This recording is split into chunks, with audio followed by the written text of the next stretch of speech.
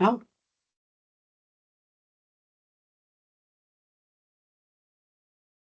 Did you do that, Autumn? I did. I'm not sure. Oh. Somehow I think it made me the organizer. Okay. I think that was you, Alicia, doing that to me.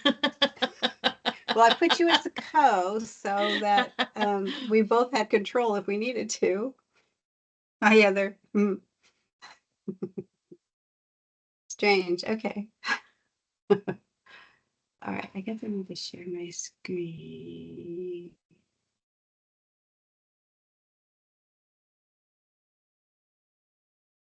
Alicia and I were fighting over who gets to run the meeting. I wouldn't call it fighting. She won. I don't know that I'd call it fighting, but that's a good one.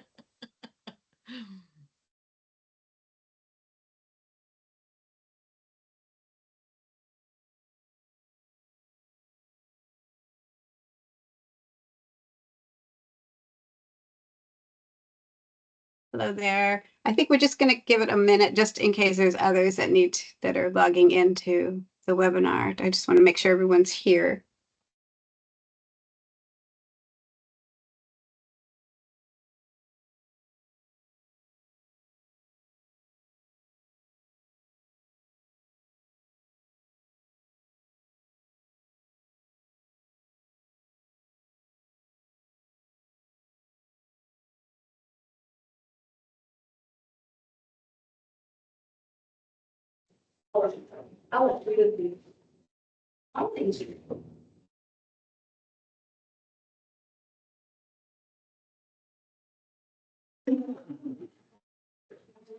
Okay, I just want to welcome everyone. This is the pre-application. Oh, someone needs to mute. Okay.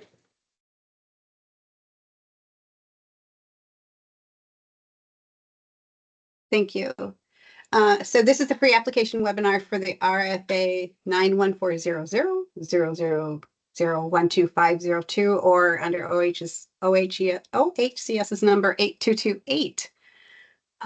This is the Home Ownership Assistance Program, HOAP, for the Veterans Restore Health and Safety and Veteran Down Payment Assistance Program. Our single point of contact is Autumn Waters. Autumn, if you want to let everyone know who you are, say hi. There she is. Please make sure you direct everything to Autumn. Go ahead, Autumn. I just want to say hi, and I appreciate everybody being here. And yeah, if you have any questions or concerns, feel free to reach out to me. Okay, her email and her contact number is here on the screen. Just a disclaimer that statements that we're making during this pre-application webinar are not binding upon OHCS. This is just informational and for this RFA. So we are recording this. We will put this on our home ownership page under where our technical advisories are. So if you needed to come back to it. If you have a question, please, excuse me, please put that in the chat. We will try and get to all the questions if possible. If not, they will be followed up in writing in response to this RFA in Oregon Buys. They will not be on our website. They will be within Oregon Buys under that 914 number that we shared, and it's also listed on RFA. Also, we're going to go through the presentation first and then come back to make sure we have time. If we have time, we'll answer questions. So just to let you know that we're going to go through the presentation and then come back to your questions. And if you're not speaking, please remain muted so that others can hear. Okay, so we'll get started. So the purpose and the objectives of this RFA is to provide funding to eligible organizations to provide repairs and modifications to address health and safety needs for eligible veterans and veteran families that own their home and owner occupied and allow them to maintain safe and healthy homes in the future. In addition, there's funding for providing organizations to issue grants or loans to eligible veterans and veteran families for down payment assistance and closing cost assistance associated with the home purchase.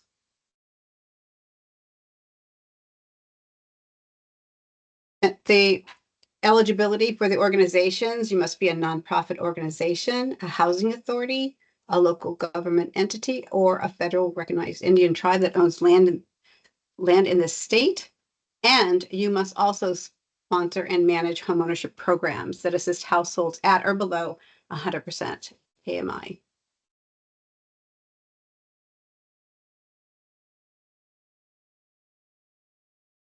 We're initiating a 3-year grant period for this RFA. The maximum amount each can be for is $600,000, unless as an applicant your organization serves more than 4 counties, and you can apply for both programs. You don't have to apply for one and then not get the other. You can apply for both programs. Within this program, we can allow administrative costs for the down payment and restore program up to 10% of your grant expenditures. And then for the restore program, there's an additional activity delivery costs up to 20% of your grant expenditures.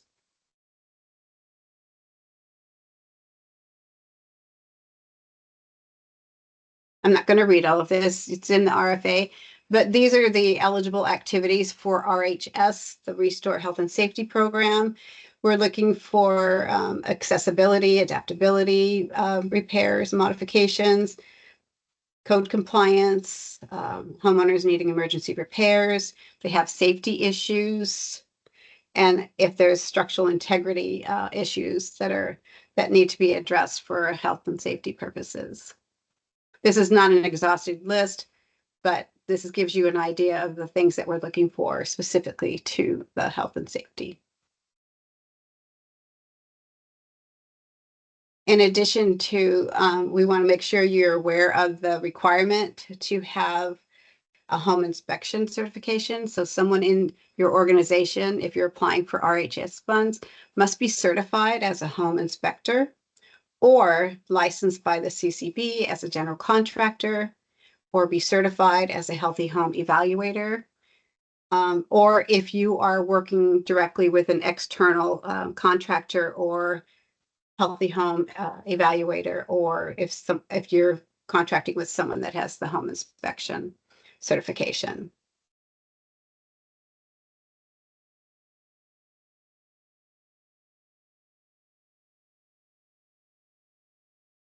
For VDPA, the Veterans Down Payment Assistance Funding, this funding is for veterans and eligible veteran families for down payment and closing cost assistance, or as affordability assistance in a community land trust or a home buyer's primary residence.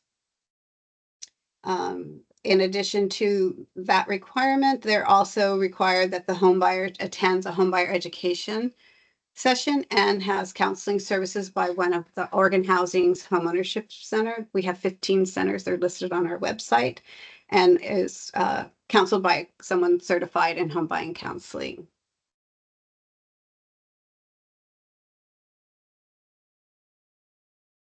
And in addition to in the program requirements, there will be reporting, minimum, it will be semi-annual reporting for activities that are happening throughout the program. In addition to, as you expend your funds, we're looking for that information as well. At midpoint of the agreement, which we anticipate to be at about 18 months from the contract date, we will be doing a program review to ensure that at least 50% of your funds are dispersed or reserved for home buyers or homeowners for their services. And then we also have program guidelines that have all of your requirements to go through for so it has all the reporting, it has the requirements, it has all the eligible activities. Trying to think of everything else in there, but it is included. It's attachment E of the RFA. So that is all. We encourage you to read that prior to applying to make sure you understand the program guidelines and the program requirements. So just want to make sure you are aware of some key dates So the last day to submit any questions is February 12th, 4 p.m. OHCS will respond to those questions by the 14th. Any protests, the opening date is February 28th, 4 p.m. So your application must be submitted into Oregon Buys or emailed at the address on the RFA no later than 4 p.m. Pacific Standard Time, February 28th. And it's at OHCS discretion whether we have additional rounds potentially, depending on the applications. And we're hoping by May we should have some awards notification. And there's the rules there for any protests.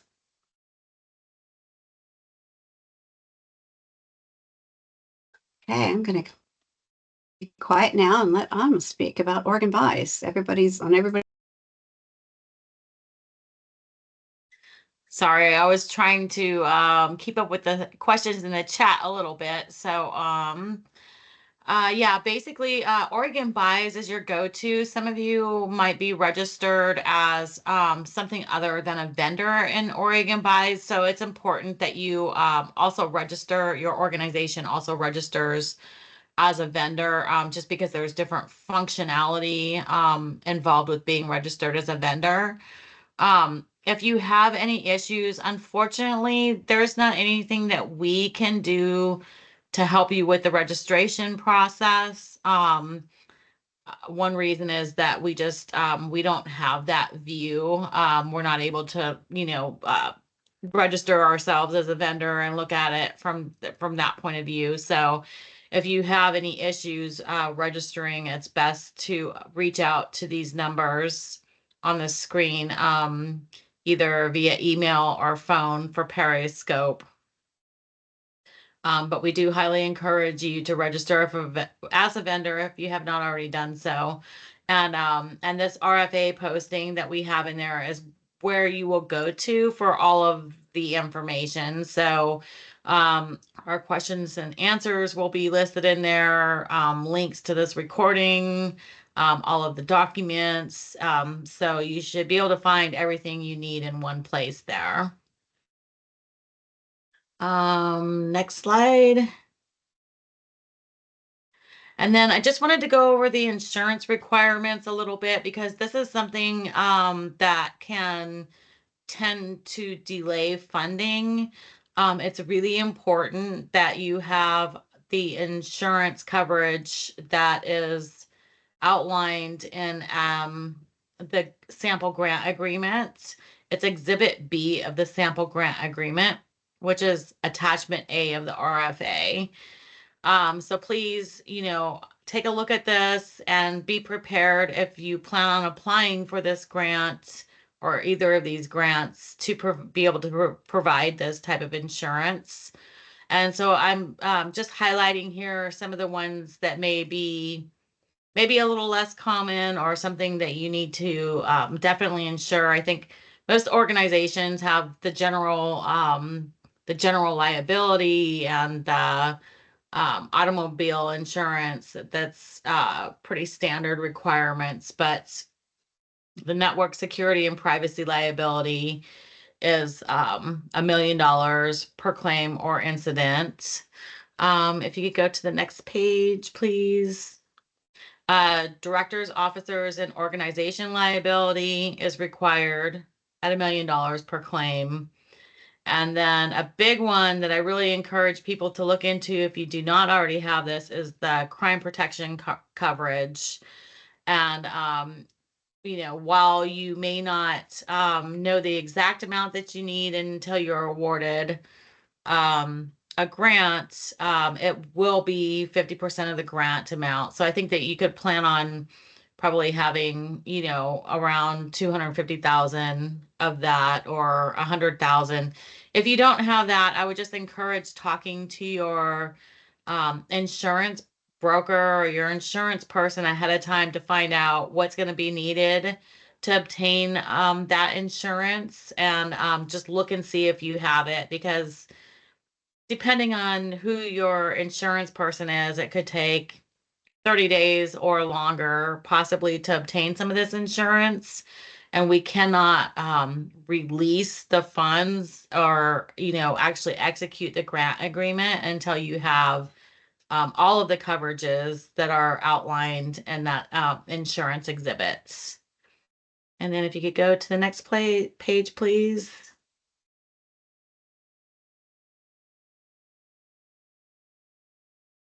And then also as well, we need the additional insured endorsement.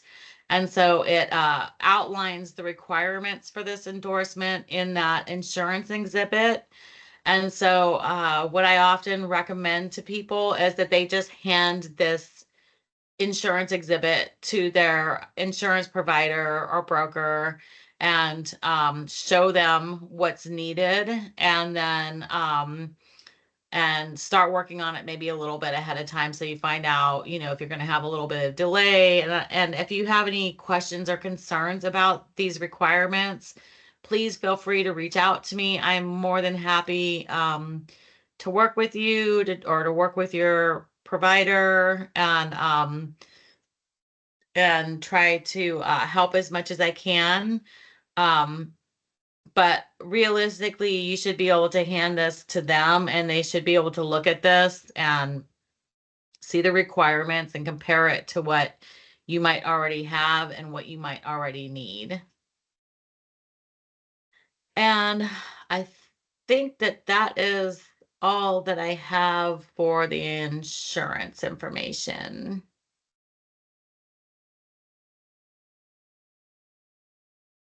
Keisha? Thank you. So please be sure, if you have any questions or need clarifications on anything, that you are reaching out directly to Autumn. Do not reach out to myself or Heather in our team or Talia. We cannot respond to your questions. They must all go through Autumn.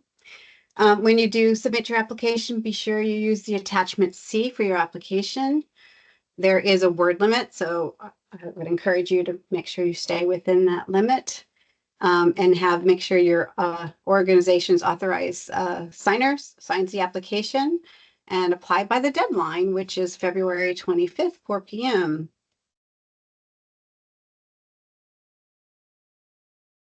Just to share, I think you probably already reviewed the documents, but just to share the evaluation criteria. For RHS, there's 110 possible points, 100 points for the VDPA. We'll be looking at experience and qualifications in program activities, success and collaboration or approach and involvement, service to underserved populations, demonstrated experience with the programs, your outreach strategies, and then for RHS, if you're leveraging funds for other leveraging funds for these activities. Attachment D shows the scoring guide that we'll be using to evaluate the applications. So if you have any questions. And if you have questions for us, I know that was pretty quick, and there's a lot.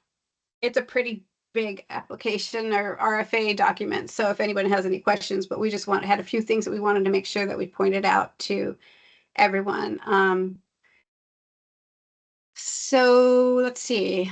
I guess we can start with the questions that were in the chat. We tried to respond to most of them as we went. I'm just going to go through and just read them and go out. And then if anybody wants to go off mute when we're done and ask questions specifically as they ponder. We had a question about, is there a limit for organizations serving over 4 counties? If you serve more than 4 counties, you're not restricted to the maximum 600,000 of applying for funds. You can indicate the amount that you wish to apply for based on the number of applications and number of awarded applications, and the total amount of our funding will determine whether you receive that full amount or not. But you can put in any dollar amount that you believe your organization can use during that 3-year period. And there was another question, the same question about the cap on the amount, and it goes the same. Someone's asking for a copy of the recording. We will have this on our website, and it also will have a link in OregonVise. And on our website will be where our technical advisories are. DPA cap per household. There's a first-time home buyer maximum of $30,000. And for first generation home buyers, the maximum is 60,000. As somebody's asking about attachments required with submission aside from just the application, and it is just the application. I think it was Exhibit 3. Let me go back. I want to make sure I don't tell you the wrong thing. Attachment C is the application to submit. And you can send in your insurance requirements and have them reviewed when you submit your application, but it's not required, only the application.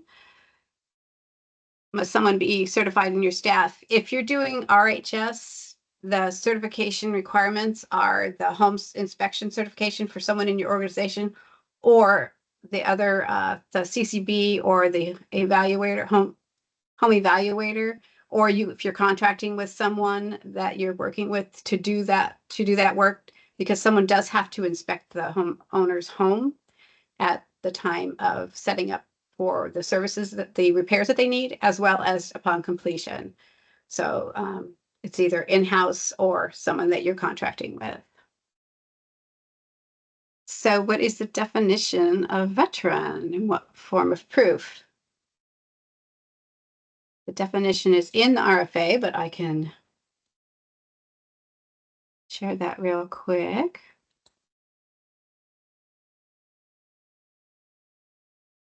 The veteran is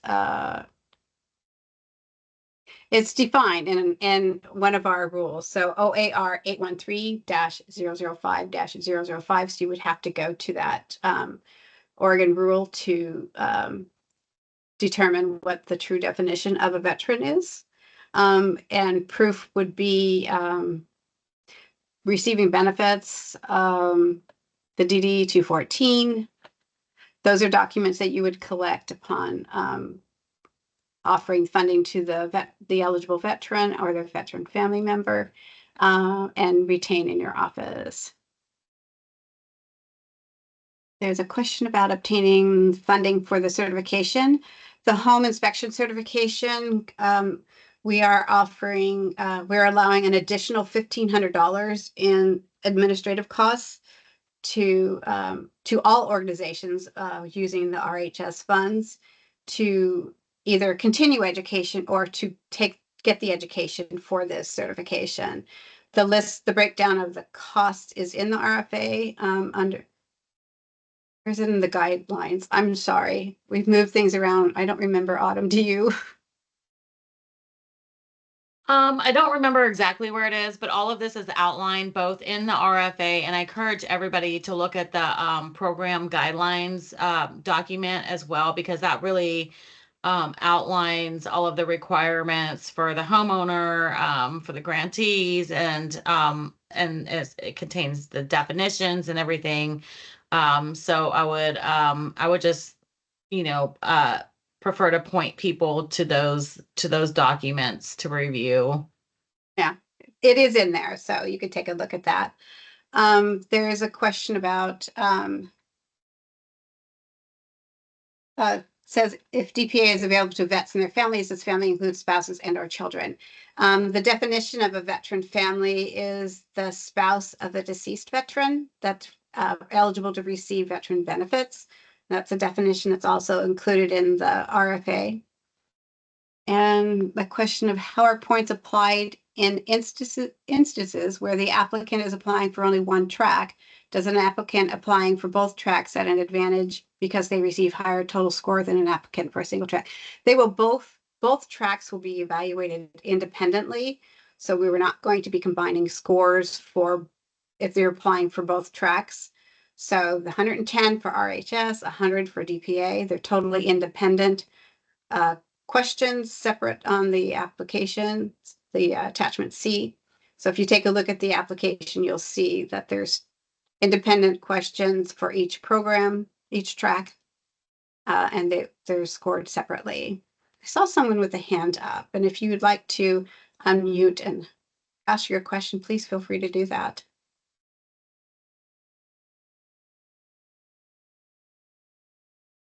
Oh, Meredith. It is the maximum of 600,000, sorry, it says, can you ask for 600,000 for each track? And I was like, wait a minute, did we think about that? Yes, we did. Caught me off guard for a second. Thanks, Meredith. It is a maximum of $600,000 per organization application. So, and then you could split it however you choose to. So if you're doing both programs, you can split it. So whatever funding that you want more towards one versus the other, or if you want to split it in half or however you choose to do that. Thank you for that question and smile. Thank you.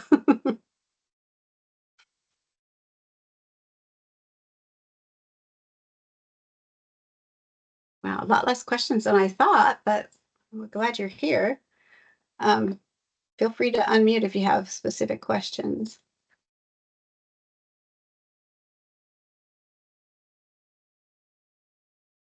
Did I catch all the questions? Oh, Mark, please. Thank you. So we have a fairly extensive wait list right now for the county for the rehabilitation program that we currently are running.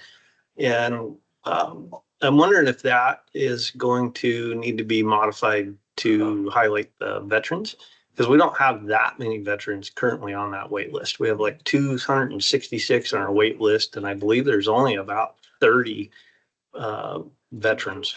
And now I don't know about spouses of deceased veterans. That's not really a question on our application for the wait list, but true veterans who are homeowners, we have a limited number. Is that going to affect our application drastically?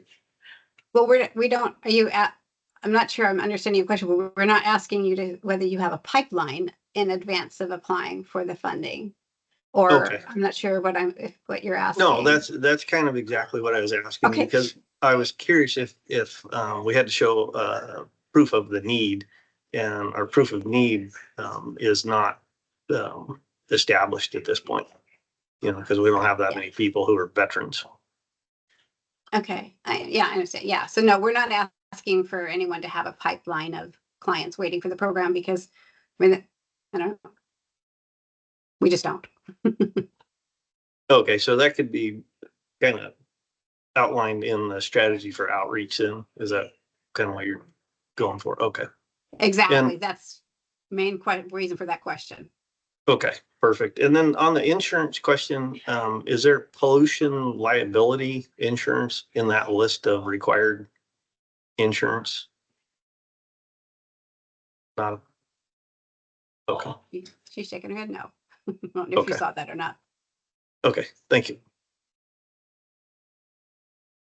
There's a question asking about applying for 600,000 just for the veterans down payment. The maximum per organization is 600,000, whether you apply for both tracks or just one.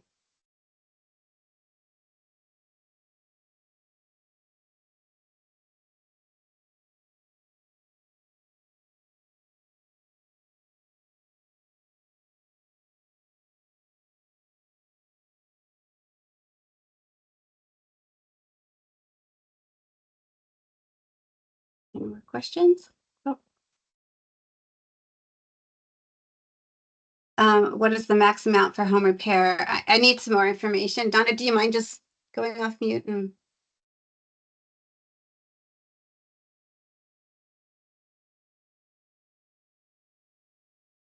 Hi, Lisa. Hi. So for down payment, we know it's 30,000 for first time home buyer or 60 for first time generational. What is the limit for home repair per client?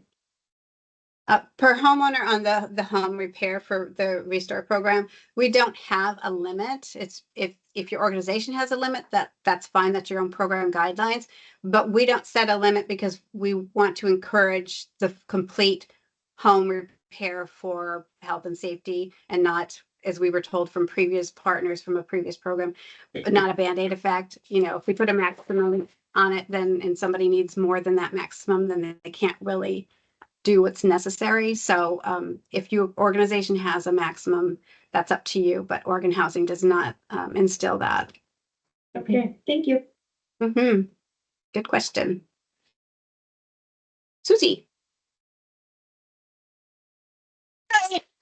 So I read through everything, and noticed, if I'm correct, that there is not that 20% of purchase price requirement anymore. For this program, yes, it's just the maximum household amount. We heard ya. Thank you. In addition to, if there's repairs needed, lender required repairs, they can get up to 10% of that, the amount that they're receiving for down payment. They can receive up to 10% for lender required repairs. And would that be paid through escrow? Yes. Okay. Hi, John. Hi, Alicia. Hey, quick question. Can we participate our revolving loan fund with your $30,000 maximum on DPA? If we need like 70 or 80,000 for a down payment now in Bend, I mean, it's just gotten to that point where. Well, you can combine funding. Yes, Okay. you can. Yeah. The maximum amount is only Oregon Housing funds. Gotcha.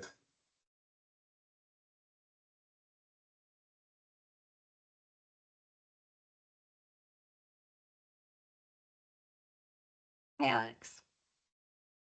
Hi. I think I might have missed it, but just wanted to confirm. So are widows or spouses of veterans that have passed, are they eligible for this funding as well? That's the veteran families. Yes, Okay. it's the spouse of a deceased veteran that is Okay. receiving benefits. Thank you. Mm-hmm.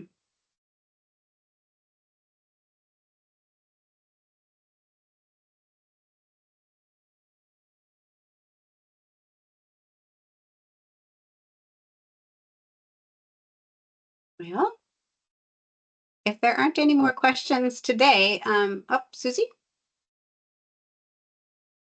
Just a thought, since my rehab guy isn't here, is there for the rehab loan, is there a maximum amount of value that the home is, value on the home? You mean is equity in the home when you do Not this? equity necessarily, but fair market value. I'm not sure what that relates to, what you're asking. So I think with our the rehab, Kale's in New Orleans, or he'd be here, but I think with our current rehab program, there's a cap, like it has to be under worth under $400,000 to qualify. Oh yeah, no, it's a homeowner. It's based on the AMI level. So it's HOAP funds. So it's at or below 100% AMI. The value of the home is not in question. It's just the eligibility, veteran status, and the income level. Income. And Okay. owner occupied. Okay.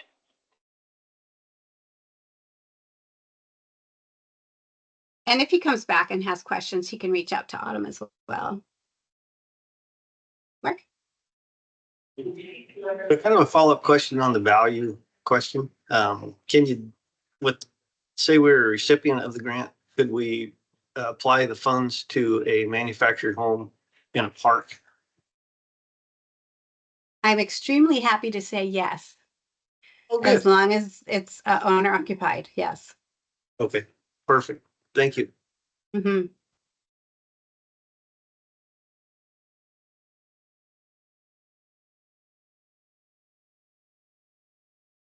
Alicia, Yes. can you repeat what you just said about manufactured homes?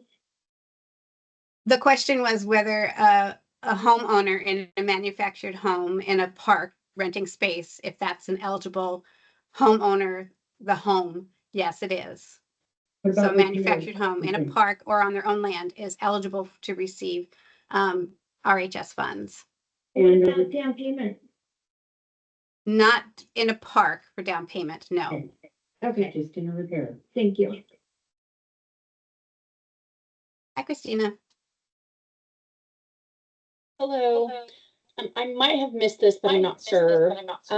I have a veteran, actually a couple of them that are living with family in their home, and the family is needing to remodel the bathroom and put a ramp in to assist the veteran. Is that allowed? Because the veteran doesn't own the home. His daughter does. It has to be the veterans, has to own the home. Okay. So owner occupied, yeah. So I'm Yeah. sorry. No, that's okay. Sorry. It's a really good thought though for future funding. Yeah. Thank you. So Christina, not to butt in here, but have you checked with the county VSO? I know in our area, we have funds for things like that for veterans that are like living in a family member's home so they can be cared for. They will provide funds and oftentimes the labor to do those modifications to make that possible. And that's through the county? The county veteran service officer. Okay. And no, I have not. I have a list of those I could share with you if you want to drop your email in the. That would be awesome. Okay. Thank you. I'm going to You're move on to some questions. Thank you, Susie. There's, go ahead, Donna. I have one more question. You So betcha. is income based on just the veteran income or is it household income? It's household income, Okay, thank you. and that's defined as well in the RFA. Okay. There are a couple questions. Says, do both tracks have delivery funds and admin funds? You went through them so quickly. Sorry. The DPA up to 10% of your expended amount in it, and Restore is up to 10% for admin funds. And then the Restore program has activity delivery costs up to 20% of your expended funds. So both programs have up to 10% of admin funds, and Restore has the additional 20% for activity delivery costs. And Meredith, that means we could serve folks at Newton Creek. I don't know anything about Newton Creek, so you'd have to elaborate. I put it in the wrong place. Oh, okay. It was an internal Somebody else message. wanted to know that, huh? Yeah, yeah. Okay, thank you.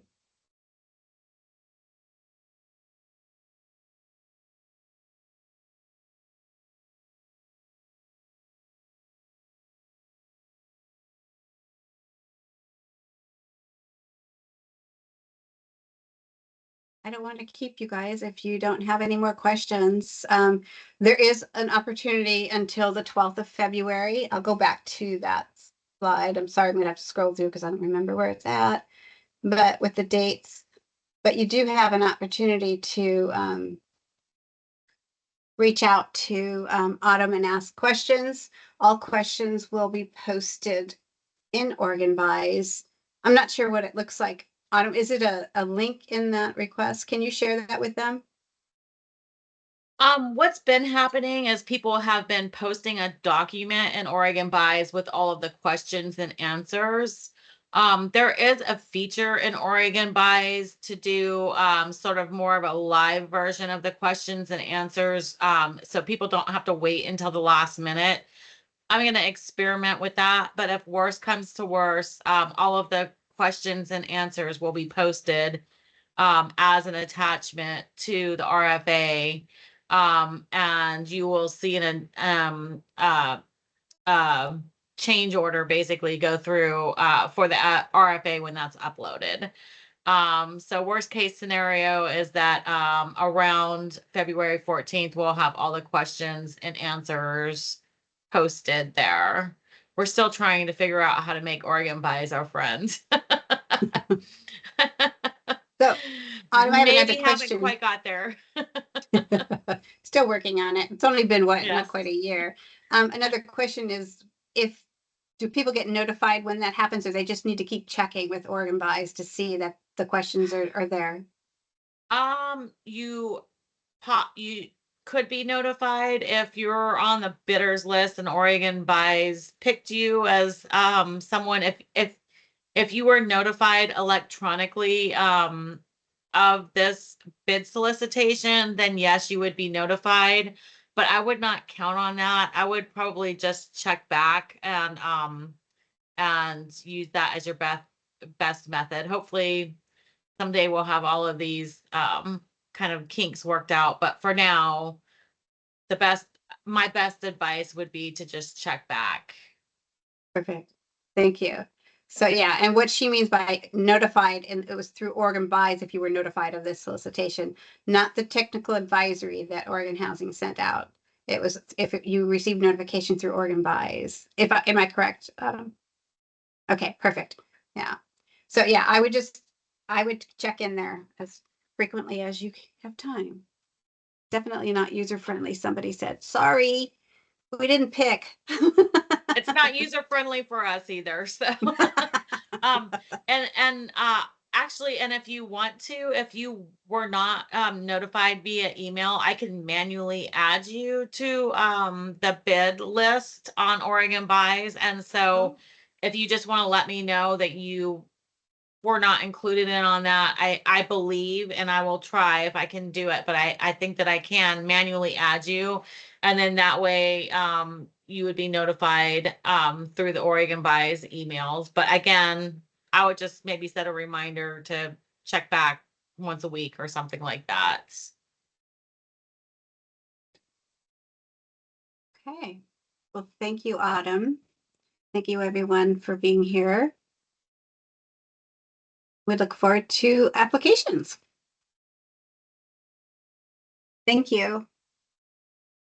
Well, thank you all so much. We really appreciate what you do for the state and for the veterans, and we appreciate your interest and participation in this.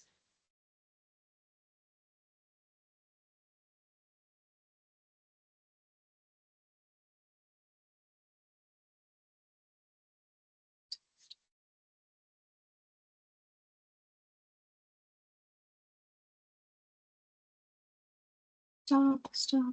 Heather, do you know how to stop the recording? I don't either. Oh, well, okay. I guess I'll just leave and it'll go away. Thanks. If you need me, let me know. Oh, see ya. Bye.